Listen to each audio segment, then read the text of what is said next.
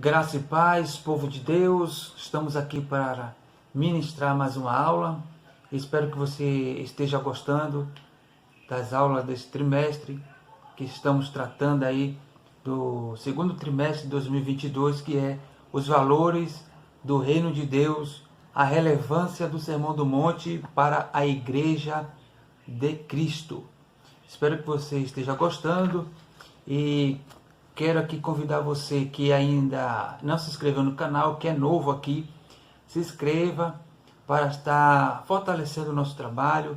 Também peço oração, que ore por nós, por mim e pelo professor José Carvalho, pelo canal, e por todos aqueles que gostam desse trabalho.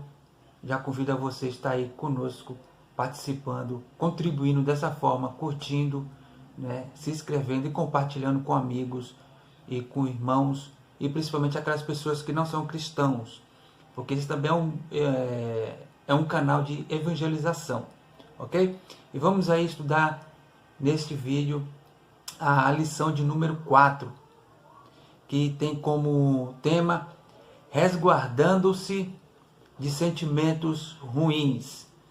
Então, o tema ele é bastante pertinente, para nós, para a Igreja de Cristo, para aqueles que temem a Deus e que não têm o Jesus Cristo como seu Salvador. É importante estar acompanhando esse trimestre aí para aprendermos juntos, na verdade, a vontade de Cristo para conosco, para com a sua igreja e para aqueles que temem a Deus e que ainda não é cristão na pessoa de Cristo, que não tem Cristo como seu Salvador. E eu quero iniciar esta lição fazendo a leitura do texto áureo, que diz o seguinte: eu, porém, vos digo que qualquer que, sem motivo, se encolarizar contra seu irmão, será réu de juízo. Mateus capítulo 5, 22, versículo 22. Capítulo 5, versículo 22. A verdade prática diz o seguinte: a cólera e a ira não podem dominar o coração do crente. Elas devem ser evitadas e vencidas com o ensino do Evangelho. Então, a leitura bíblica em classe encontra-se no Evangelho de Jesus Cristo, segundo escreveu Mateus, no capítulo 5, versículo do 21 ao 26. É onde encontra-se a leitura bíblica em classe desta lição. E já, para ganharmos tempo, vamos fazer a leitura, então, da introdução da lição, porque por meio dela já vamos aí ter uma base, uma luz do que vamos comentar, que eu vou comentar aqui nesta aula, ok? A seguinte, a introdução fala o seguinte: nesta lição aprenderemos com o Mestre Divino que o Evangelho não é antinomista, a partir da explicação desse conceito, que a cólera é a antessala do homicídio e que para devotar a nossa vida a Deus precisamos nos reconciliar com o próximo. Veremos que o nosso Senhor colocou em alta conta o valor da pessoa humana e por isso a seção bíblica de Mateus capítulo 5, versículo do 21 ao 26 será o objeto de nosso estudo. Então, desde já aí, a introdução já nos aponta o destino, que nós vamos aí discorrer e comentar sobre esta lição. No primeiro tópico diz o seguinte: o Evangelho não é antinomista. Já no primeiro subtópico diz o seguinte: o que é antinomismo? O que é antinomismo? Bom, o texto aqui vai esclarecer para nós. O que é antinomismo? A palavra nos fornece a própria definição, constituída do grego anti, e quer dizer contra, e nomos, lei, de respeito a tudo contrário à lei, normas e regras. A palavra traz a ideia de que os cristãos não precisam obedecer à lei moral do Antigo Testamento. Defensores antinomistas dizem que a lei não teve origem em Deus, Pai, e que por isso ela deve ser rejeitada. Aos que dizem que Deus havia determinado por decreto a existência do pecado, de modo que jamais se pode evitá-lo. Por isso, não há razão para a existência da lei. Por fim, outros ainda defendem simplesmente que a lei é oposta ao Evangelho. Entretanto, veremos que esses ensinos violam as Escrituras e que o antinomismo é um desvio da palavra de Deus. Romanos capítulo 6, versículo do 15 ao 16 da carta aos Romanos. Bom, a princípio, não quero aqui estender um comentário a respeito desse ponto, que mais para frente eu irei falar sobre antinomismo, né, e legalismo. E eu quero trazer aqui a você, nesse momento aqui, esses dois pontos importantíssimos. E quero abrir aqui um parêntese em dizer que muitos cristãos, nos dias de hoje, né, por nós estarmos, né, quero abrir essa aspa aqui também, que estamos na época da graça e que por isso não precisamos cumprir os preceitos da lei, né? Mas você pode até se perguntar e me perguntar, mas se nós estamos na época da graça, por que seguir a lei? E eu quero responder para você o seguinte, que a lei que foi dada por Deus não é para que possamos ser salvos por ela, mas que ela serve de bússola para a nossa vida, de uma vida de conduta que condiz com aquilo e com a vontade de Deus. Então, quando nós dizemos que a lei ela existe e que ela precisa ser cumprida, é no seguinte, eu quero aqui especificar e esclarecer melhor esse ponto. De que forma? Eu quero aqui fazer uma comparação. Uma pessoa, sem ela ser crente, antes de ela receber Cristo como seu Salvador e receber o Espírito Santo, o que acontece? A lei, ela aponta para as transgressões do homem. E quando eu falo homem aqui, eu estou falando, incluindo aqui de forma universal, ou seja, tanto homem como mulher. O homem transgride a lei de Deus. Se você observa lá em Êxodo capítulo 20, a partir do versículo 1, você vai encontrar lá os 10 mandamentos. E quando você lê cada mandamento, você vai ver que o homem transgride, assim como eu e você já transgredimos esses mandamentos e vez e outra transgredimos. Por quê?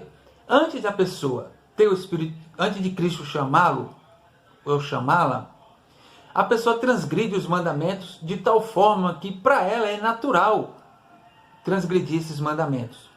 Por exemplo, a pessoa ela transgride tanto, está debaixo do julgamento da lei, e ela não consegue cumprir de tal forma esses mandamentos, o que acontece? Os mandamentos forçam as pessoas a virar-se para a cruz do Calvário, para Cristo. Então essas pessoas, vendo que não conseguem cumprir, ela volta-se para Cristo, Cristo o salva, o recebe, salva, dá o Espírito Santo, e essa pessoa agora, já com Cristo como seu Salvador e tendo o Espírito Santo, ela volta-se para a lei e ela cumpre. Por quê? Porque agora recebeu poder para cumprir os mandamentos. Porque nós encontramos na Escritura Sagrada Jesus dizendo que para que a pessoa ela tenha uma vida de conduta irrepreensível na sociedade no qual nós estamos inseridos, ela precisa obedecer esses mandamentos, porque esses mandamentos são morais e espirituais. Então a pessoa passa a entender de tal forma que agora, com o Espírito Santo, ela verdadeiramente, tá? Eu quero dizer que verdadeiramente convertida a Cristo, salvo por Cristo, ela recebe esse poder por meio do Espírito Santo para cumprir os mandamentos, né? Os 10 mandamentos, no qual o próprio Jesus compactou os 10 mandamentos em 2. E quais são? Amar a Deus acima de todas as coisas e ao teu próximo como a ti mesmo. Então, nessa lição aqui do Sermão do Monte, nós vamos aprender a respeito de como lidar e entender algumas passagens, alguns versículos, esse Sermão do Monte, que aqui nós vamos estudar ela por completo, porque ela é extensa, porque se pegar um versículo, você vai poder fazer uma explanação de aí 1 hora, 2 horas, não sei, dependendo do conteúdo no qual você e eu tenhamos. Então, precisamos aqui, Jesus, através do Sermão do Monte, acaba esclarecendo alguns pontos, ok? Então é isso que esta lição tem um propósito. Não satisfazer, né, todas as dúvidas, mas procurar sanar algumas, ok? Então vamos aqui ao segundo subtópico, que diz: a lei e o evangelho. Conforme visto em lição anterior, Jesus não desprezou a lei. Em Mateus capítulo 5, versículo 21, vemos claramente isso. A expressão "ouviste o que foi dito aos antigos" aponta para uma retrospectiva de um ponto da lei de Moisés. Diferentemente dos escribas e fariseus, nosso Senhor deu a ênfase à autoridade da lei e revelou a real intenção de Deus presente nela. Atente para o mandamento: não matarás. Êxodo capítulo 20, versículo 13. Enquanto os escribas e fariseus interpretavam esse mandamento de maneira restrita ao ato literal de matar uma pessoa, nosso Senhor o ampliou e aprofundou, demonstrando que o homicídio tem início no coração do ser humano a partir da ira, do ódio, da cólera. Mateus capítulo 5, versículo 22. Então nós vemos que o Sermão do Monte, ele lança luz em cima dos 10 mandamentos. Por quê?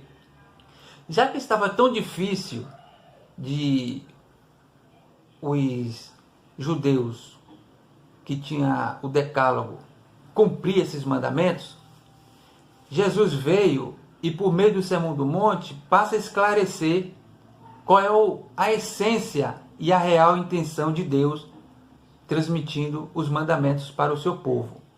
Então nós vamos ver aqui essa diferença, né? E tentar explicar aqui, porque o título da lição, não sei se você lembra, mas eu vou repetir, que é resguardando-se de sentimentos ruins. E o que isso tem a ver, né? Nosso sentimento, o meu sentimento, o seu sentimento tem a ver com os 10 mandamentos, com os mandamentos, com o Sermão do Monte. O que isso tem a ver? Vamos aqui para o terceiro subtópico, para que nós possamos aí criar uma linha de raciocínio e começar a fazer uns comentários conciso, simples, mas do mesmo modo claro e profundo. O terceiro subtópico diz o seguinte: legalismo versus antinomismo. O legalismo é uma atitude que se concentra na observância e prática religiosa das leis como elementos determinantes para uma comunidade alcançar o favor de Deus. Por outro lado, o antinomismo rejeita todo tipo de normas morais, deixando a pessoa livre para pecar. Assim, o legalismo foi refutado duramente pelo apóstolo Paulo. Você pode conferir isso lá na carta aos Filipenses, capítulo 3, versículo 3 e 4. E o antinomismo fere de morte a vocação dos cristãos para a santidade. Romanos capítulo 1, versículo 7, primeira carta de Pedro, capítulo 1, versículo 15 ao 16. Como amamos todo o conselho de Deus, revelado nas Sagradas Escrituras, afirmamos que os princípios morais divinos, revelados na Bíblia, a palavra de Deus, são atemporais, válidos em qualquer época e cultura, e por isso o cristão fiel à Bíblia tem cuidado tanto com o legalismo quanto com o antinomismo. Então, o cristão fiel à Bíblia, ele tem cuidado, né? Tem cuidado tanto com o legalismo, que é prejudicial a ele, quanto com o antinomismo, que também é prejudicial ao cristão. Então, o evangelho não é antinomismo, né? Ele tem normas, tem regras e tem limites, né? Então, para que nós possamos entender esse ponto, eu quero aqui ratificar: antinomismo é aquele que é contra a lei. Antinomismo é aquele que é contra a lei. E o legalismo? O legalismo é aquele que observa rigorosamente as práticas, né, e os elementos que determinam, né, que são determinantes para se alcançar o favor de Deus, segundo pensavam aí os fariseus e os escribas. Ok? Então, o que acontece? O que o antinomismo é prejudicial para uma vida cristã? Porque ele é contra a lei. Ele diz: bom, se eu sou do tempo da graça, eu posso pecar o quanto for, quanto preciso for, né? Mesmo que eu caia agora, caia depois, Deus vai me perdoar. Quanto mais eu pecar, mais graça eu terei. Isso são aqueles que pensam de forma antinomismo, né? Aqueles que respeitam e não crê que a lei ela foi dada para nos dar para ser como bússola em nossa vida, ok? E o legalismo é aquele que observa, certo? Então, o antinomismo é aquele que é contra a lei, e o legalismo é aquele que tem que cumpre rigorosamente, acreditando que as leis vão salvá-los se cumpri-la, certo? Então, é esse ponto aqui que eu quero deixar bem claro.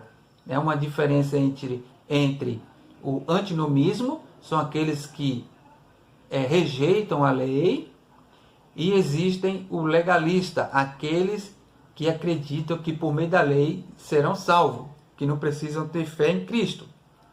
No meio cristão também existem esses dois tipos de pessoas, né? Esses dois tipos de pontos de vista dentro da comunidade cristã evangélica.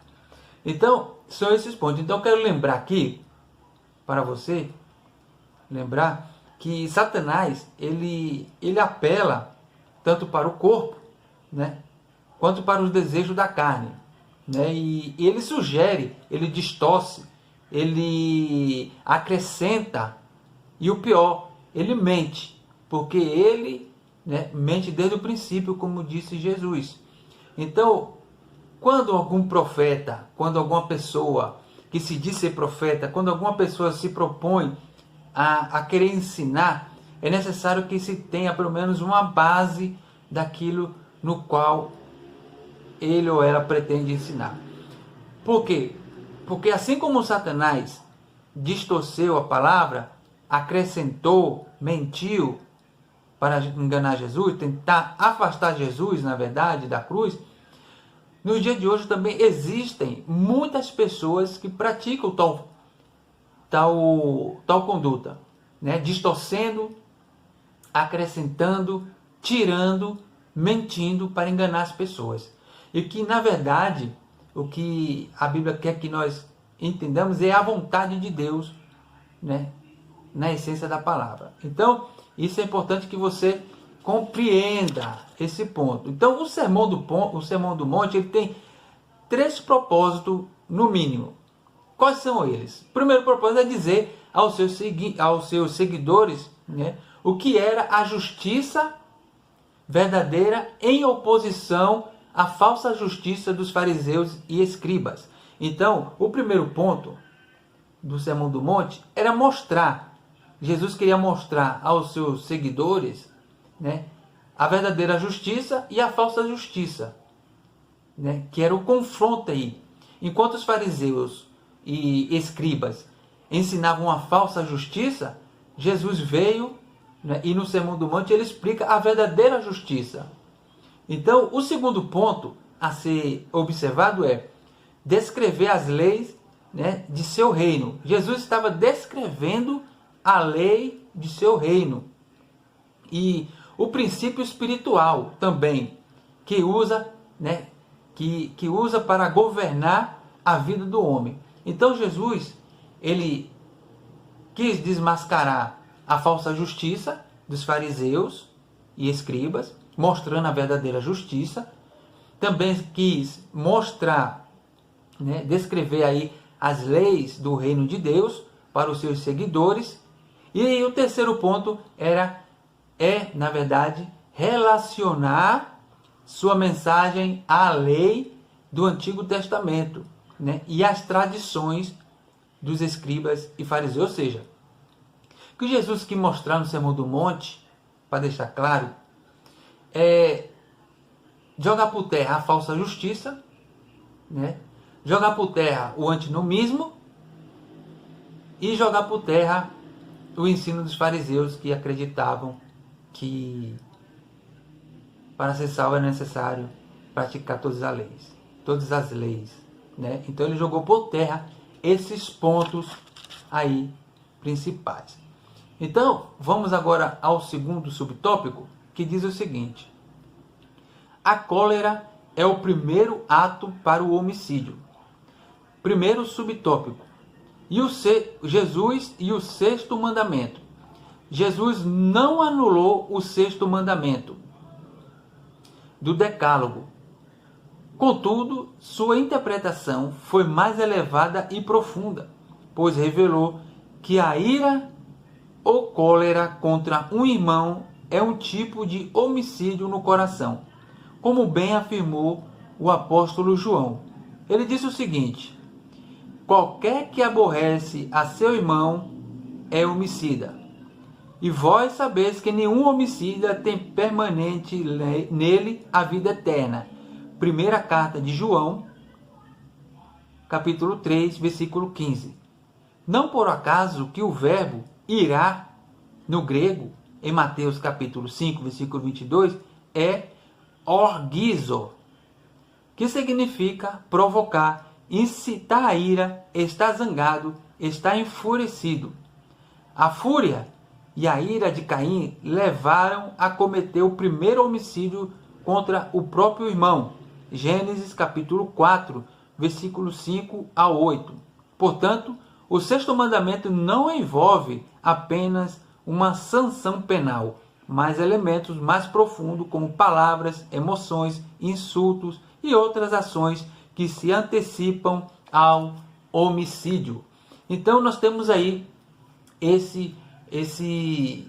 essa lição, essa advertência. Eu costumo chamar de advertência para nós, né? E na lição 2, na aula 2, eu falei a respeito do sal, né, e luz do mundo, sal da terra e luz do mundo, e que fiz a distinção, né, do ensino do sermão, né, e eu fiz a distinção do ensino do sermão lá na lição 2, e se você puder voltar lá depois que você assistir essa aula, você vai conferir lá, né, que eu fiz essa distinção do ensino, né, dos ensinos dos fariseus e escribas para o ensino do Sermão do Monte, né? Lá falei que tanto a justiça quanto o pecado, que segundo os ensinos do fariseu, procedia da parte externa, né?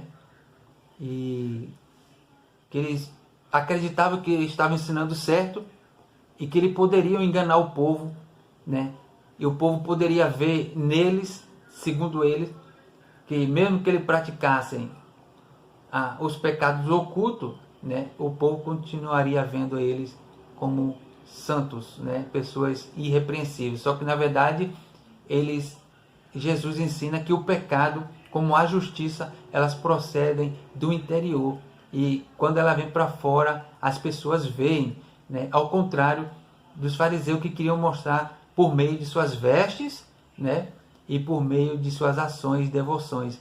Só que interiormente o seu coração estava corrompido e idólatra.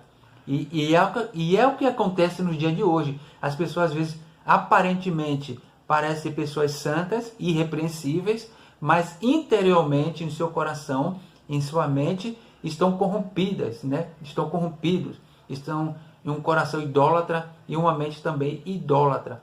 Então, a aparência às vezes engana. Então, cuidado com a aparência, né? Uma vida irrepreensível é necessário partir do interior para que ela possa se expressar exteriormente, ok? Então, mas que os fariseus acreditavam dessa forma, e era uma forma errada. E hoje nós temos essa possibilidade de estarmos aqui transmitindo e ensinando de forma clara, conforme Jesus ensinou aos seus discípulos e aqueles que estavam ouvindo lá no monte, a mesma palavras, mas só que de forma mais clara, dizer que tanto a justiça quanto o pecado, eles são procedentes do interior, né? Do coração. Então, se você quer ter uma vida irrepreensível, é necessário que você não só seja aparentemente de exterior, mas seja também verdadeiro e justo interiormente, porque o que está dentro do teu coração e é o que sua boca vai falar, é o que você vai expressar neste mundo, certo? Então, esse é o primeiro ponto aqui desse comentário do segundo, né, tópico aí, primeiro subtópico. O segundo subtópico diz o seguinte: a cólera no contexto bíblico. Tanto o salmista quanto o apóstolo Paulo escreveram que um servo de Deus pode irar-se, mas não deve pecar. Salmo 4, verso 4 e Efésios, capítulo 4, versículo 26. A ira é uma emoção humana. Por isso, na Bíblia, vemos pessoas justas se irando contra o pecado, contra os atos desumanos, contra o desrespeito à palavra de Deus. Oséias capítulo 4, versículo do 1 ao 3. Nosso Senhor manifestou ira contra os que faziam do templo um covil de ladrões. João capítulo 2, versículo do 13 ao 17. Entretanto, a ira não pode nos controlar e devemos examinar se ela provém de um espírito reto, de um coração puro, ou se é uma obra da carne, do tipo pecaminosa, orgulhosa, odiosa e vingativa. Gálatas capítulo 5, versículo 20. O imperativo bíblico é que a ira não pode nos dominar. Então é o seguinte, o que é que Jesus quis ensinar com isso? O que é que Jesus quis nos mostrar a respeito de que nós podemos nos irar, mas não podemos pecar? Por quê? Você deve se irar quando? Quando você vê uma injustiça, quando você vê pessoas desonrando a palavra de Deus. Você pode se irar quando alguém te obriga a abandonar sua fé. Você pode se irar quando alguém te obriga a você ferir os seus princípios, a negar os seus princípios. Isso é uma ira justa. Então isso é permitido na Escritura por Deus. O que não pode é você se irar contra o teu irmão de forma leviana. Entendeu? Eu estou sendo claro? Você pode se irar, por exemplo, se o seu irmão chegar e tentar influenciar você a adulterar contra Deus, contra o teu próximo. Você pode se irar.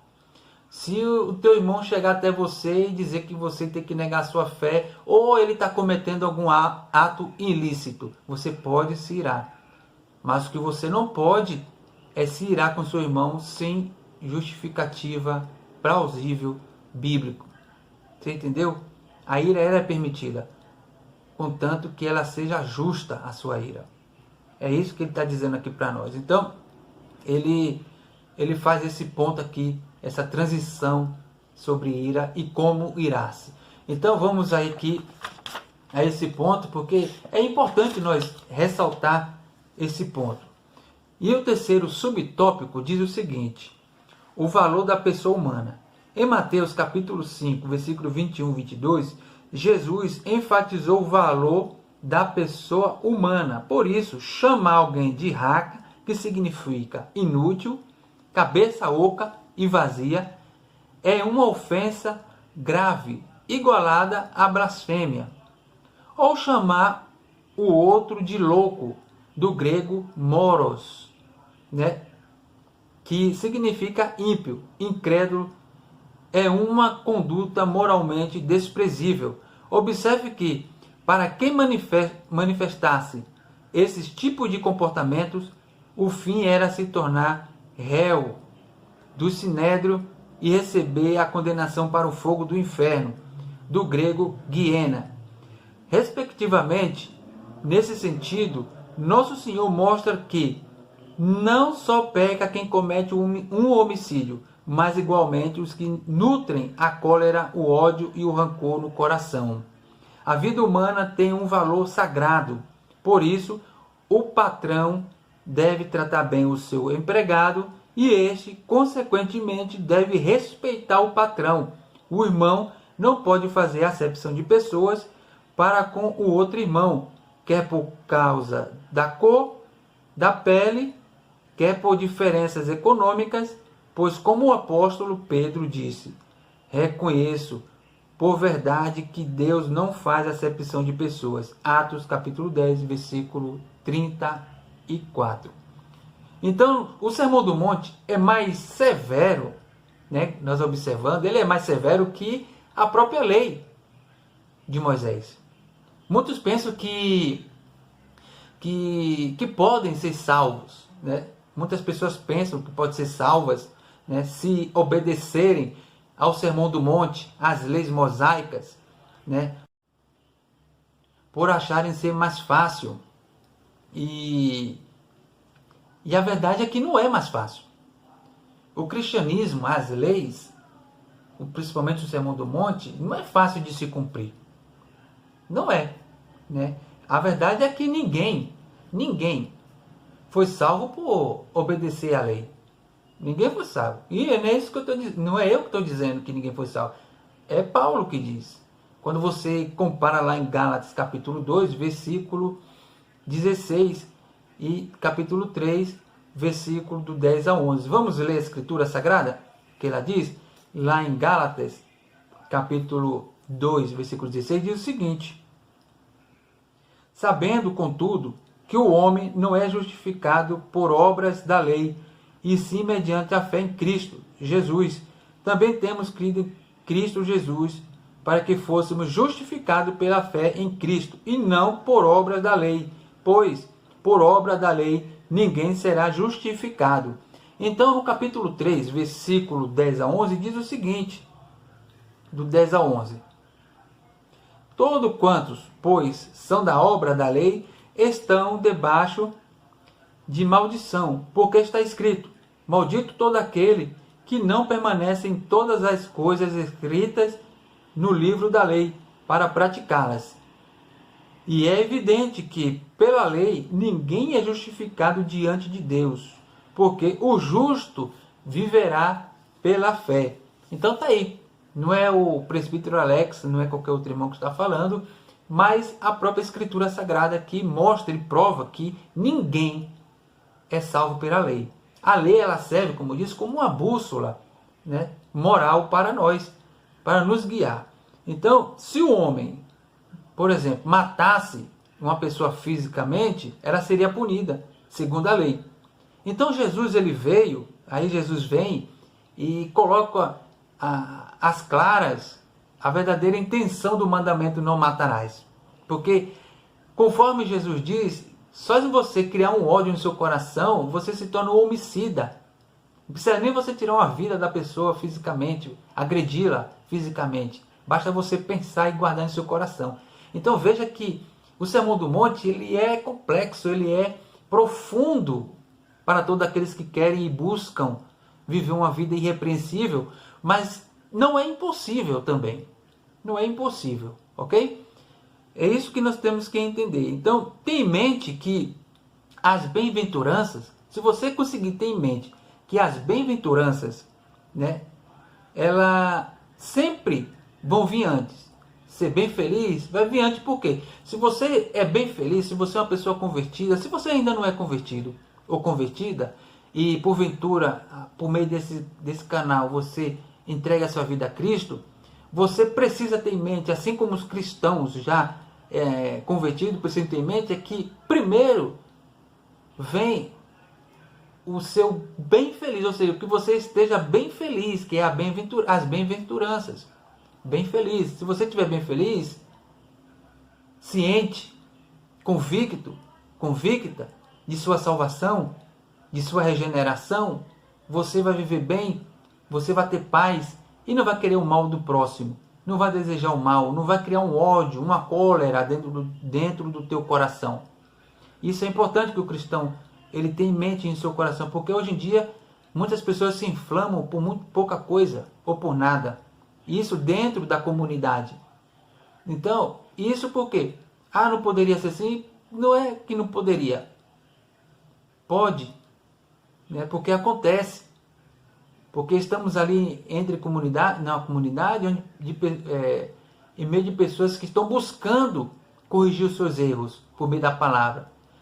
Por isso que existem escola bíblica, existe culto, para que você aprenda, né, a controlar o seu eu, a sua natureza pecaminosa e viva conforme a palavra de Deus. É isso que nós tentamos aqui ensinar, e antes de ensinar eu preciso colocar em prática, né? Então precisa você também colocar em prática, procurar colocar em prática. Não precisa ser tudo de uma vez, seja gradualmente, né? Uma coisa de cada vez, e você e eu conseguiremos assim cumprir os mandamentos do nosso Senhor e Salvador Jesus Cristo. Ok? Então vamos aí ao nosso terceiro tópico, que diz o seguinte: a oferta do altar e a desavença. Vamos ver o que é que diz aqui? Primeiro subtópico, a oferta do altar. Em Mateus capítulo 5, versículo 23 ao 24, Jesus se dirige aos discípulos e faz com que cada um examine a si mesmo. Lembra da carta aos Coríntios, quando Paulo fala no capítulo 11, versículo 23 e em diante, lá na relação, lá como ele fala da ceia, ele fala, examine o homem o quê? A si mesmo. Ele não fala que o homem deve examinar o teu irmão. Ele não diz que eu tenho que examinar o meu irmão e nem ele me examinar. Você, temos que fazer um autoexame antes de querer examinar alguém. Então vamos continuar aqui. Assim mesmo, pois um servo do Senhor não pode ofertar no altar com um coração cheio de ira e rancor. Afinal, dizer amar a Deus, mas odiar o irmão é cair na mentira. Primeira epístola de João, capítulo 4, versículo 20. Para o judeu, ofertar era um ato sagrado e tal atitude fazia-o reconhecer a bondade de Deus para com ele. Gênesis capítulo 4, versículo 3 ao 5, Êxodo capítulo 25, verso 2, Levítico capítulo 1, versículo 2, Salmos 66, verso 13. Nesse sentido, o Senhor Jesus valorizava esse ato. Entretanto, não adiantava reconhecer a bondade de Deus, mas não se reconciliar com o irmão. Cabe ressaltar que o verbo grego para reconciliar é dialasso, que significa mudar a mente de alguém, renovar a amizade com alguém. Ele é encontrado no Novo Testamento apenas uma vez, em Mateus capítulo 5, versículo 24. Portanto, o ensinamento de Nosso Senhor é claro: não há relacionamento correto com Deus sem relacionamento verdadeiro com o irmão. Ok? Perfeito aí? Então, o que é que ele diz? Como eu posso dizer que eu amo a Deus, que eu sirvo a Deus, se eu odeio o meu irmão? Não faz sentido. É como uma pessoa dizer o seguinte: eu amo a Deus, amo a Jesus, mas eu não gosto da igreja. Eu não gosto da igreja, eu não quero ir para a igreja. Mas como assim? Se a pessoa diz que ama a Deus, ama a Cristo e não ama a igreja, não faz sentido, porque a igreja é de Cristo. Entendeu? Então não existe um amor verdadeiro aí. O que existe é uma falsa justiça, um falso amor. Porque é todo aquele que ama a Deus e ama a Jesus, ama a igreja, quer estar na igreja, quer fazer parte do corpo. Já que a igreja é o corpo, Jesus é a cabeça e Deus é a cabeça de todos. Não faz sentido. Os dois têm que estar casados. A igreja, Cristo, né? Deus. Então, como uma pessoa pode dizer que ama a Deus e ama Jesus, mas não ama a igreja? Não faz sentido. A pessoa que ama a Deus, ama Jesus, ama a igreja. Quer fazer parte da comunidade, do povo de Deus, do corpo de Cristo. Cada um de nós somos um membro do corpo de Cristo. Ok? É esse ponto que muitas pessoas aí, elas acabam caindo em contradição. Ela diz, eu amo a igreja, mas eu não sirvo direito a Jesus, não faz sentido. Se eu sou a igreja, eu quero servir verdadeiramente a Cristo. Não ser só um irmão, mas quero servi-lo a forma de que eu possa me sentir bem, servindo e agradecido pelo grande amor que Ele demonstrou a mim por ter morrido em meu lugar, ter sofrido em meu lugar. Então não faz sentido uma pessoa dizer que ama Cristo e não amar a igreja, e amar a igreja e não amar Cristo. Então não faz sentido. Então o segundo subtópico diz o seguinte: evitando a desavença. Os versículos 25 e 26 de Mateus 5 têm relação com os versículos 23 e 24, mas uma conotação diferente. Os versículos 23 e 24 dizem respeito à adoração. Os 25 e 26 dizem respeito ao processo legal. Ambos, porém, procuram advertir os discípulos quanto ao problema da desavença entre irmãos. Nos versículos 25 e 26, Nosso Senhor enfatiza que é preciso buscar uma solução para a desavença entre irmãos fora do tribunal. Naquela época, quando a pessoa era sentenciada, pagaria até o último quadrantes, de origem latina, que significa quadrante, aproximadamente a quarta parte de uma asse, a menor moeda de cobre romana, valendo cerca de 1/4 de 1 centavo. Nosso Senhor, portanto, nos convida a sanar as desavenças entre nós e assim preservarmos o bom testemunho. Atentemos para a reflexiva indagação do apóstolo Paulo. Ousa algum de vós, tendo algum negócio contra outro, ir a juízo perante os injustos e não perante os santos? Não há entre vós sábios, nem mesmo um que possa julgar entre seus irmãos? Primeira carta aos Coríntios, capítulo 6, versículo do 1 ao 5. O que é que ele diz? Que antes de um irmão levar a causa que ele tem contra outro irmão aos juízes dos tribunais, né, que são os ímpios, ele tem que tentar resolver a situação entre eles, entre nós.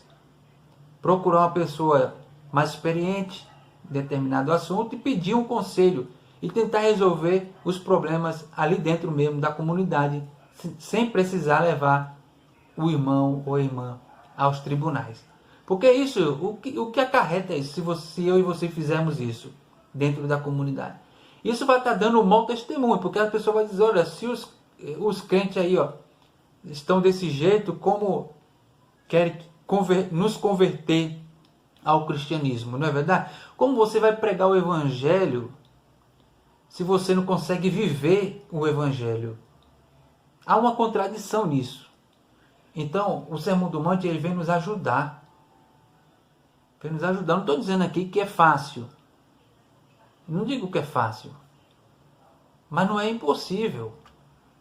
Nós podemos aprender gradualmente e colocar em prática também gradualmente, para que possamos ser servos do Senhor e dar bom testemunho nessa terra.